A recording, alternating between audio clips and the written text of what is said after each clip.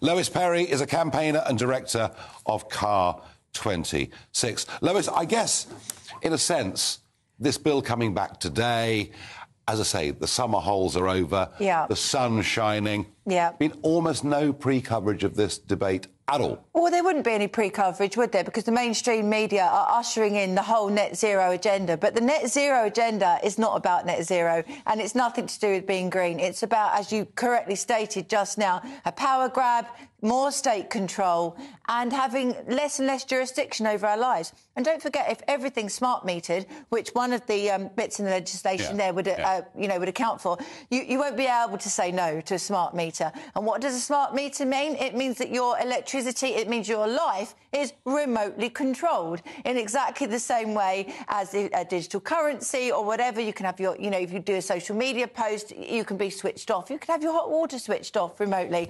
I don't want to go down any conspiracy avenues, but this is really scary.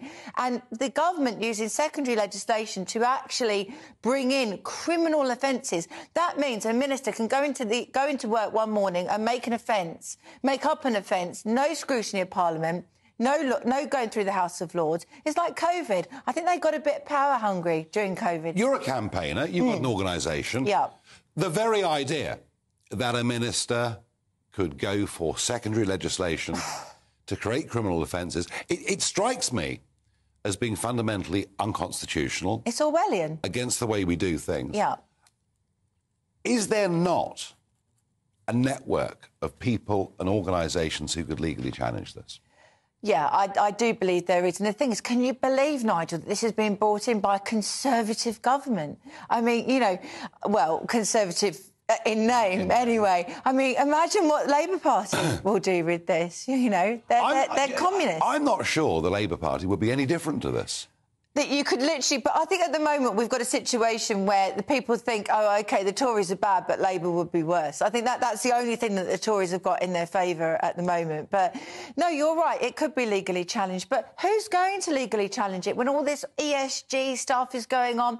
When you've got companies who, if they challenge anything or do anything, even advertising on the wrong TV station, that they can lose their ability to, borrow money on the market. But many would say, Lois, that we face a climate emergency.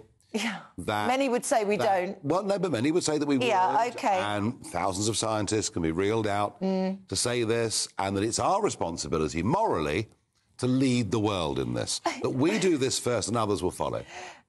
It's nonsense. All of the China, India, Africa, all of those countries are not taking a blind bit of notice of this. Even if you believe in the whole CO2 stuff causing, man-made climate change. And do you not believe in it? No.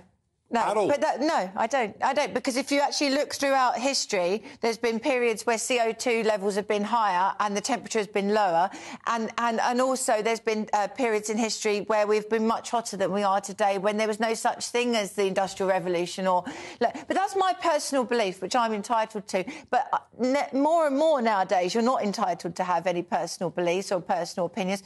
But even if you do buy into the whole narrative, it's completely nonsensical. We make up less than 1% of global emissions. None of the other big countries or continents are doing this. This is about the deindustrialisation of the West. That's all it is. That's all it's about. It really, really is. But we're told green jobs, green growth, Ed Miliband, you saw him on the news a moment ago. Cheap energy, loads of green jobs. This is what we're told. And there is a broad cross-party consensus on this. Oh, yes. In the House of Commons. No, there is, because there's a globalist agenda to deindustrialise the West and to create what I believe is a neo-Marxist state. I really, really do. And I think they used COVID... And they say power corrupts, and absolute power corrupts, absolutely. They're a bit, oh, my God, we haven't got COVID anymore. Right, OK, climate emergency. They want to be able, the ministers, to come into work one morning, create a law, and it be enacted the next day. Why? Because it's absolute power corrupts, absolutely. You may be right, Lois Perry. Thank you. Thank you. You may...